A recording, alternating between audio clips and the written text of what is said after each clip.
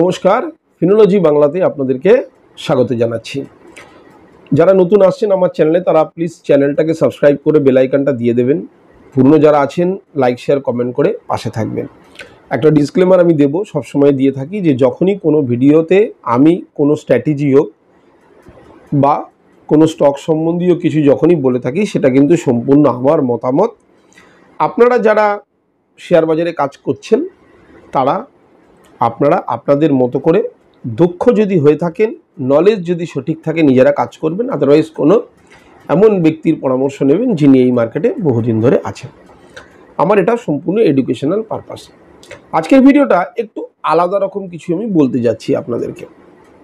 কারণ কি, আমি মার্কেটে প্রচুর স্টকস মানে প্রচুর কোম্পানি, সেই কোম্পানিতে প্রচুর মানুষ ইনভেস্ট করেছেন, ইনভেস্ট করে প্রচুর মানুষ লস করেছেন। কারোর পোর্টফোলিও প্রচুর মানে লালে লাল, কারোর পোর্টফোলিও আধা লাল আধা গ্রিন, তো মিশ্র প্রতিক্রিয়া দেখা যায়। এবং সবাই টাকা নিয়ে বসে আছেন, কিন্তু ইনভেস্টমেন্টের যে স্ট্র্যাটেজি হওয়া উচিত বা আপনার সঠিক নির্বাচন পদ্ধতি, এইগুলোতে অনেক সমস্যা থাকার দরুন কেউই হয়তো প্রফিটেবল নয় দেখা যাচ্ছে। তাহলে সমস্যাটা কোথায় দাঁড়াচ্ছে? তার মানে মার্কেটে কাজ করতে গেলে যেটা করতে হবে, আমাকে সঠিক পদ্ধতি অবলম্বন করতে হবে। সঠিক পদ্ধতি অবলম্বন করতে গেলে কতগুলো পয়েন্টের উপর আমাকে নজর দিতে হবে বা সেই পয়েন্টগুলোর উপরে আমাকে স্টাডি করতে হবে। কিন্তু দেখা যাচ্ছে বেশিরভাগ ইনভেস্টার, বিশেষ করে যারা রিটেল ইনভেস্টার, আমি আপনারা, তারা কি করি, আমরা ঢুকি দুটো পদ্ধতিতে। এক তো কেউ আমাদেরকে বলে দিয়েছে সেটার উপর বেস করে ঢুকি, রাতের ঘুম উড়িয়ে দিই। আর অথবা এরকম হতে পারে যে এরকম একটা পার্টিকুলার স্টকস আর নিচের দিকে এসছে, মানে খুব বুঝেছি সেই ভেবে আমরা কিনে নিয়েছি। দুটোতেই আমরা লসের সম্মুখীন হয়েছি। এখন লসের সম্মুখীন থেকে বাঁচতে কিংবা পোর্টফোলিওটাকে ব্যালেন্স করতে বা সত্যি কথা বলতে কি সঠিক পদ্ধতিতে মার্কেটে কাজ করার জন্য কি নিয়মগুলোর উপরে আমাকে প্রথমে নজর দিতে হবে। ফার্স্ট পয়েন্ট, স্টক বাছাই। স্টক বাছাইয়ের ক্ষেত্রে আমাকে নজর দিতে হবে। এখন এই পয়েন্টের উপরেও নানা মুনির নানা মত। কেউ বলেছেন পি দেখলে স্টক নির্বাচন করা যায়, কেউ বলেছেন আগামী দিনে কোনো সেক্টর ভালো যাবে সেটার উপরে নজর দিয়ে ইনভেস্ট করা যেতে পারে। তো বিভিন্ন রকম পলিসি, কারেকশানে অনেক বড় কারেকশান এসছে, এই সময় স্টক নেওয়া যেতে পারে, এরকম নানামুনির নানামত। কিন্তু তারপরেও দেখা গেছে মানুষ কিন্তু লসেই আছে বা পোর্টফোলিও মোটামুটি একটা লালি আছে। এখন যারা বলেছেন যে আগামী ভবিষ্যতে কোন সেক্টর বাড়বে সেটা দেখে স্টক বাছাই, গত 5 বছর ধরে ইভি সেক্টর নিয়ে প্রচুর আলোচনা করা হয়েছে। ইলেকট্রিক ভেহিক্যাল, দেখা গেছে যারা এমন এমন অনেক স্টকস আছে, আমি নাম বলবো না, তারা কিন্তু পড়ে গেছে। সুতরাং সেইখানে দেখা গেল তার মানে এই যে স্ট্র্যাটেজি বা এই স্ট্র্যাটেজি ধরে স্টক বাছাই, সেটাতে কিন্তু ভুল হয়েছে মানুষের। তো এরকম প্রচুর জিনিস আছে যেগুলো আমরা অন্যেরা অ্যানালিসিস করেছেন এবং সেটার উপরে আমরা স্টক নির্বাচন করেছি এবং লসে রেখেছি। দেখা যাচ্ছে বলা হয়েছে যে কোনো একটা স্টক যেটা আগামী 5 বছরে, কোনো এআই স্টক আগামী 5 বছরে ভালো কিছু দিতে পারে। এখন কোনো একটা এআই স্টককে আমি যদি নির্বাচন করি যে হ্যাঁ এটা আগামী দিনে বাড়তে পারে, এই যে পারে বাড়তে পারে এইটার কথা চিন্তা করে আমরা কতটা প্রফিটেবল হতে পারবো। ম্যাক্সিমাম ক্ষেত্রে দেখা গেল যারা ইভি সেক্টর নিয়ে আলোচনা করেছিল সেটি একই হলো, সেটা ওলা ইলেকট্রিক হোক বা আরও কিছু হোক, কে করতে পেরেছে না। ইভি সেক্টর আসার পর বিশাল কিছু জাম্প করে গেছে। টাটা মোটরসের দেখা গেছে year on year sale drop হয়েছে, যার ফলে তার প্রফিট মার্জিন কমেছে। সুতরাং বিশাল কিছু হয়ে যাবে কোনো একটা জিনিস থেকে, এরকমটা কিন্তু না ভাবাই ভালো। তার মানে আমাকে স্টক নির্বাচন করতে হবে সঠিক পদ্ধতিতে। শুধুমাত্র কোন সেক্টর আগামী দিনে বাড়বে সেই সেক্টর বাড়তেই পারে। দেখা গেল পার্টিকুলার যে স্টকটা আমি নির্বাচন করেছি সে বাড়ল না। আরে আলটিমেটলি ঝুঁকিপূর্ণ জায়গা, তো বুঝতে হবে। তো তাহলে স্টক নির্বাচনের ক্ষেত্রে আমাকে লক্ষ্য রাখতে হবে অনেক কটা জিনিস। পি বেড়ে গেছে কিনা সেই স্টক নির্বাচনের দিকে, তো স্টক নির্বাচন করেছি যে সঠিকভাবে, কিন্তু তার পি বেশি আছে। দেখা গেল আর্নিং গ্রোথ খুব ভালো কোন একটা কোম্পানির, যার জন্য মার্কেটে তার প্রাইস বাড়ছে। আর্নিং গ্রোথ ভালো, তার প্রাইস বাড়ছে। এবার দেখা গেল আর্নিং গ্রোথ হতে হতে হতে হতে এমন একটা জায়গায় পৌঁছে গেছে স্টকটা যেটা ওভার ভ্যালুড, কিন্তু তার সঙ্গে সঙ্গে দেখা যাচ্ছে আগামী দিনেও সে বেড়েই চলেছে। এখন আমি আপনি সেখানে বাই করলেও হয়তো প্রফিট পেতে পারি, কিন্তু কতটা সত্যি, প্রবাবিলিটি, পসিবিলিটি নাও তো হতে পারে। হয়তো ওভারভ্যালুড জায়গায় চলে গেছে, ভেতরে থাকা কোনো বড় ইনস্টিটিউশন এক্সিট করে গেল, দেন আমি কি করবো? আমি তো ফেসে গেলাম। তার মানে দেখা গেল কোনো ক্রাইটেরিয়াই কিন্তু আমার কাছে সঠিকভাবে কাজ করছে না। এখন প্রচুর বড় বড় মানুষ আছেন যাদের হাই নেটওয়ার্থ আছে, তারা বলবে যে ইনভেস্ট করে ফেলে রাখতে হবে, আর সেটা তো আমার নাও থাকতে পারে। আমি যদি মনে করি 20-25 লাখ টাকা ফেলে রেখে দেবো, তাহলে তো মানতে হবে আমার কাছে 1 কোটি টাকার একটা প্রপার্টি আছে, ব্যাংক ব্যালেন্স আছে, তবে তো গিয়ে আমি এই জিনিসগুলো করতে হবে। ঠিক আছে, 20 লাখ টাকা একটা কোম্পানির উপরে আমি দেখলাম, আর যদি সেটা তলার দিকে চলে যাও তাতেও আমার কোনো কিছু হবে না, উপরের দিকে চলে গেলে তো প্রফিট পাবো। দেখা গেল আমি 2-3 বছর লম্বা একটা টাইম ধরে সেটাকে হোল্ড করেছি, তারপরে আমি বিরক্ত হয়ে বিক্রি করে দিলাম, তারপর স্টক উঠতে শুরু করলো। তো সেগুলো তো আমার হাতে নেই।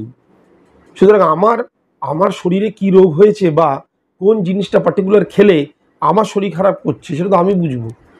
আমাকে এই উদাহরণ দিয়ে তো লাভ নেই যে অন্যরা এখান থেকে সুস্থ আছে এটা খেয়ে, আমি অসুস্থ।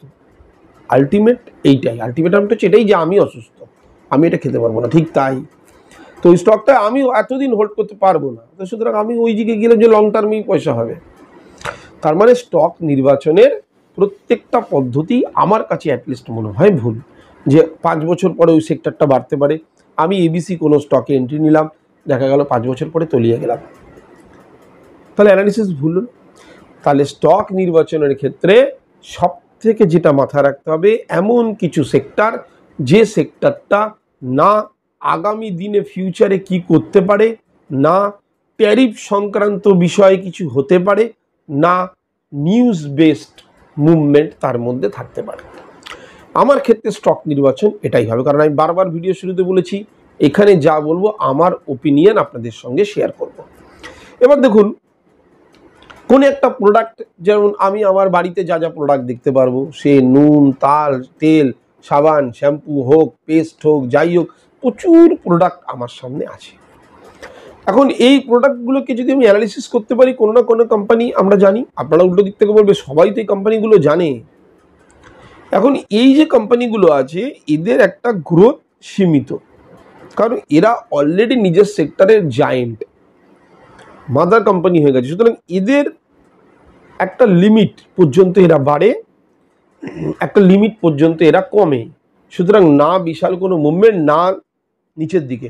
এখন এই যে খেলাটা উপর দিকে যাবে 5 বছর পরে এআই সেক্টর, আমি সেখানে স্টক নির্বাচন করেছি, দেখা গেলো এআই সেক্টর, ওই স্টকটা গেল না, এআই চলে গেছে। সত্যি 5 বছর এআই অনেক দূর যাবে, স্টকটা তো নাও যেতে পারি, তার তো ডিপেন্ড করছে তার পারফরমেন্সের উপর, তার অর্ডারের উপর। এইটা তোকে আমি অ্যানালিসিস করতে হবে, আমি তো সেক্টরে লাগাচ্ছি না। আমি যদি মনে করি এআই সেক্টর 5 বছর পরে বিশাল জায়গায় যাবেও, আগামী দিনটা এআই এরই হতে চলেছে। কিন্তু আমি এআইয়ে তো আমি যে কোম্পানিটাতে ইনভেস্ট করছি সেটাই একমাত্র কোম্পানি নয়, আরও 10খানা কোম্পানি আছে। দেখা গেল সব ছুটলো, আমারটা ছুটলো না, কারণ সে ঠিকমতো অর্ডার পায়নি, কোয়ার্টার পরে রেজাল্ট তার খারাপ, প্রফিট মার্জিন কমছে, টপ লাইন কমছে, বটম লাইন কমবে। তাহলে আমি কি করব?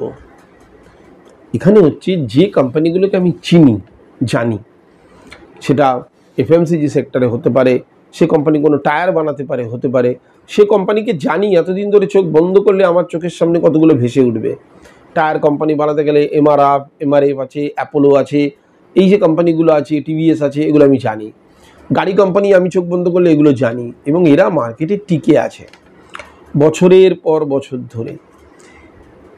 এই কোম্পানিগুলোই আমার কাছে মনে হয়, এই সেক্টরগুলো আমার কাছে মনে হয় যে সেক্টরটা পুরোপুরি ডোমেস্টিক বেসড, যার ট্যারিফ নিয়ে কোনো প্রবলেম হওয়ার কথা নয়, যার পুরোপুরি হয় ডোমেস্টিক মানে ইন্ডিয়া মার্কেট, অথবা 80 থেকে 90% ইন্ডিয়া মার্কেট, কোন দেশ কি ট্যারিফ করলো, আর আমি আমার কোম্পানির 5% প্রোডাক্ট বাইরে গিয়ে বেচবো, তার ইম্প্যাক্ট এখানকার মার্কেটে পড়বে না, এরকম কোম্পানিগুলোকে আমাকে বেছে নিতে হবে। তাহলে যখনই আমি এরকম কোম্পানিগুলোকে বেছে নেবো, তাহলে এই কোম্পানিগুলোর না আমাকে ফান্ডামেন্টাল দেখতে হচ্ছে, কারণ এত বছর ধরে মার্কেটে টিকে আছে, না আমাকে এদের বিশেষ বিশেষ জিনিসগুলো যে ফিনান্সিয়ালি কি হয়েছে একবার দেখি, কোনো প্রয়োজন পড়ে না, কারণ আমি এই কোম্পানিগুলোকে চিনি, জানি, দেখেছি। তাহলে স্টক বাছাইয়ের ক্ষেত্রে এমন জিনিস আপনার কাছে হবে, আগামী দিনে ফিউচারে কি হবে এটা নিয়ে ফেসেছেন অনেকে, কিংবা দেখা গেছে নিউজ বেসড ফেসেছেন, কিংবা এই ট্যারিফ সংক্রান্ত, মানে ট্যারিফের উপর ডিপেন্ড করে, ট্যারিফের উপর ডিপেন্ড করে তার মুভমেন্ট ডিপেন্ড করে, তাহলে কিন্তু সেই সমস্ত স্টক আমি অ্যাটলিস্ট আমি আমার কিন্তু পোর্টফোলিওতে রাখবো না। এখন প্রশ্ন, আমি আমার পোর্টফোলিওতে তাহলে কীরকম শেয়ার রাখবো বা কীরকম স্টক রাখবো? আমি আমার স্টকে রাখবো যে কোম্পানিকে আমি চিনি, জানি, ছোটোবেলা থেকে ব্যবহার করেছি, কিংবা আমি ব্যবহার করিনি, আমার পাশের বাড়ি ব্যবহার করেছে, চোখ বন্ধ করে যে কোম্পানিগুলো আলাদা আলাদা সেক্টরে আমার মাথায় আসে, এমন কোম্পানিগুলোকে আমি আমার পোর্টফোলিওতে রেখে দেবো, বা বাছাইয়ের ক্ষেত্রে আমি এই ধরনের স্টকগুলোকে প্রেফার করব যারা মার্কেটে টিকে আছে। এইবার হলো তাহলে কখন আমি পজিশন বানাবো, স্টক বাছাই আমি বলে দিলাম। কারণ আপনারা দেখবেন যারা যারা কারোর রেকমেন্ডেশনে স্টক কিনেছেন, যারা মনে করেছেন এই স্টকের ফিউচার প্রচুর, প্রত্যেকে ফেসেছেন, কেউ বাদ যাননি। কিন্তু যদি স্টক বাছাইটা এরকম হতো যে কোম্পানিগুলোকে আমি চিনি, জানি, অনেকে বলবেন এগুলোর গ্রোথ নেই, গ্রোথ তো হয় আপনার কাজের উপরে। আপনি EI এর কোটা গ্রোথ আছে, যারা ওলা ইলেকট্রিকে ইনভেস্ট করেছিলেন তাদের কি গ্রোথ হয়েছে? কিচ্ছু গ্রোথ হয়নি, সব উপরে ফেসে আছে, সব উপরে ফেসে আছে। বড় বড় জায়েন্ট কোম্পানি যারা ইভি সেক্টরে আসছে তারা এখনো পর্যন্ত কিছু করে উঠতে পারলো না। প্রথম যখন আসে তখন মনে হয় অনেক কিছু করে ফেলবে। এইবারে আপনার স্টক বাছাই হয়ে গেল, এমন কোম্পানিগুলোকে আপনি বেছে নিলেন যেগুলোকে আপনি চেনেন, জানেন, বহু বছর ধরে আপনার সঙ্গে আছে, বা চোখ বন্ধ করলে আপনার এই কোম্পানিগুলো ভেসে ওঠে। দ্বিতীয় হচ্ছে, এবার এটা তো কিনলাম, এবার আমাকে কি করতে হবে না, স্টকটার মধ্যে তো পজিশন নিতে হবে। সঠিক পজিশন কি হবে? সঠিক পজিশন তখনই হচ্ছে যখন কোম্পানিটা আন্ডার ভ্যালুড অবস্থায় আসছে, এটা হচ্ছে ভালো পজিশন। এবার তার জন্য আমি SIPতে যেতে পারি। এবার আমি বারবার চেষ্টা করব যে SIP মানে শুধু মিউচুয়াল ফান্ড বা ETF হয় না, স্টকেও করতে পারেন আপনি আপনার মতো করে। যেমন ধরুন আমি মনে করলাম যে আমি কোনো একটা জিনিসে ইনভেস্ট করব, তা আমি কি হলো সেটাকে যদি SIP ফর্মে ফেলি, যে বারবার এটা দেখার দরকার নেই যে স্টক কোথায় পড়েছে, কারণ আমি শুধু জানি এই কোম্পানিগুলো মাদার কোম্পানি, নিজের নিজের সেক্টরে রাজা কোম্পানি। এই কোম্পানিগুলো যখন যখন কারেকশান নিচ্ছে বা আন্ডারভ্যালুড হচ্ছে, আমি তখন SIP করলাম, কিছু দিয়ে দিলাম, আবার পরের মাসে কিছু দিয়ে দিলাম। যেমন করে আমি প্রত্যেকটা ইন্ডাইসেসে করতে পারি, সে সেক্টোরিয়াল হোক কিংবা নিফটি, ব্যাংক নিফটি হোক, ঠিক সেরকম আমি কোনো পার্টিকুলার স্টককেও বেছে নিতে পারি যেখানে আমি SIP করতে পারি। কিন্তু এই যে বললাম, SIP করতে গেলে বা যে কোনো জায়গায় ইনভেস্ট করতে গেলে আমাকে দেখতে হবে সেই কোম্পানিগুলো যেগুলোর স্ট্রেংথ আছে, যেগুলো মার্কেটে বজায় আছে। এত কিছু হয়ে যাবার পরেও তার ইম্প্যাক্ট এই কোম্পানিগুলোর উপরে, সব কোম্পানিগুলোর উপরে এসেছে, সবাই মাটিতে মিশে গেছে, কোম্পানিগুলো দাঁড়িয়ে আছে, তার উপরে আস্তে আস্তে SIP চালিয়ে যাওয়া লং টার্মের জন্য। যারা মনে করছেন শর্ট টার্মে কাজ করবে, তারা কি বলছেন, নিচে আসছে কিনছেন, উপরে গেলে বিক্রি করছেন। নিচে যখন আসছে কিনছেন, হতে পারে তারপর থেকে আরও নিচে চলে যাবে, যাক আপনার মাথায় আছে এই কোম্পানির উপর রিস্ক আমার তুলনায় কম, কারণ ওই কোম্পানিগুলো আমাকে অনেক বেশি রিস্ক নিতে হয়, একবার নিচে তলিয়ে গেলে কবে উঠবে কোনো গ্যারেন্টি নেই। এই কোম্পানিগুলো প্রত্যেক বছর হয়তো 10%, 8% করে গ্রোথ দেখায়। আমি এবার আমাকে বাড়াতে হবে 10%টাকে, কখন? কারেকশানে আমি বাই করব। এটা হবে সঠিক সময় পজিশন বানাবার কোনো স্টকে। সব সময় পার্টলি, একবারে নয়, লামসাম নয়, আস্তে আস্তে। আমার কাছে যদি 5 লাখ থাকে, আমি যদি মনে করি এই স্টকের মধ্যে ইনভেস্ট করবো, এর প্রাইস কোথায় যাবে আমি জানি না, আমি দিলাম 50, আবার দিলাম 50, আবার দিলাম 50, স্টেপ বাই স্টেপ আপনাকে আস্তে আস্তে এগিয়ে যেতে হবে। এরপর হয়ে গেল বিক্রির সময়। বিক্রির সময় দেখবেন আমাদের অনেকের মাথায় একটা জিনিস ঘোরে, স্টকটা বাড়ছে, আরও বাড়বে, আরও বাড়বে, আরও বাড়বে। আরে বাড়ুক না, বাড়তে দিন না। মার্কেটে এসছেন তো আপনি বিজনেস করতে এসছেন। মার্কেটে এখানে কোনো রকম কোনো স্পেকুলেটিং গেম, কোনো স্পেকুলেশন চলে না এখানে। আপনি স্টাডি করেই তো এসছেন। এবার কোম্পানিটা বাড়তে শুরু করেছে, আপনার কাছে আমি ধরলাম 1000 কোয়ান্টিটি আছে, বাড়তে শুরু করলো। দেখুন, আপনাকে তো জিনিসটা তো মেনটেন করতে হবে যে না 1000-এর শেয়ার বেড়ে গেছে অনেকটা, তো আমি এখনও বেচবো না, আরও বাড়বো, আরও বাড়বো, এটা নয়। 1000 কোয়ান্টিটি, 200 কোয়ান্টিটি আমি সেল করে দিলাম, 800 কোয়ান্টিটি পড়ে রইল, বাড়ুক না, কতদূর বাড়বে, কিছু প্রফিট আমি নিয়ে নিলাম, এটাকে বিজনেস বলা হয়। কিন্তু অনেকে আছেন সেগুলো না করেও বাড়ুক বাড়ুক বাড়ুক, মার্কেট কারেক্ট করলো, স্টক কারেক্ট করে যা যা প্রফিট করেছিলেন সব নিয়ে নিচের দিকে এলো, আবার ওয়েট করুন, আবার ওয়েট করুন, কারণ আপনি একটা বড় কোম্পানিতে লাগিয়েছেন, এটা একটা প্লাস পয়েন্ট, সুতরাং উঠবে, আস্তে আস্তে উঠবে। কারণ আমি বললাম স্টক নির্বাচনের ক্ষেত্রে ওই ফিউচার কী হবে সেগুলো বাদ দিয়ে যারা ফিউচারে এখনো যারা অতীত থেকে ফিউচার অবধি এসে আজকে বর্তমানে এসছে, তাদেরকে এবার ভাবুন তারা আগামী দিনে আমাকে একটা মডারেট রিটার্ন জেনারেট করে দিচ্ছে। সেই রকমই আপনি যখনই 200 কোয়ান্টিটি বিক্রি করে দিলেন, আপনার 800 কোয়ান্টিটি হাতে রইল, কারণ আপনি বিজনেস করতে এসছেন। আবার যদি মনে হয় যে না মার্কেট আমার ওখান থেকে আবার পড়লো, যে 200 কোয়ান্টিটির প্রফিট বাদ দিয়ে যে প্রিন্সিপালটা আছে সেটাকে আবার ইনভেস্ট করুন। আদারওয়াইজ আরও উপরে যাচ্ছে, আবার 200 কোয়ান্টিটি ওখান থেকে বার করে নিন।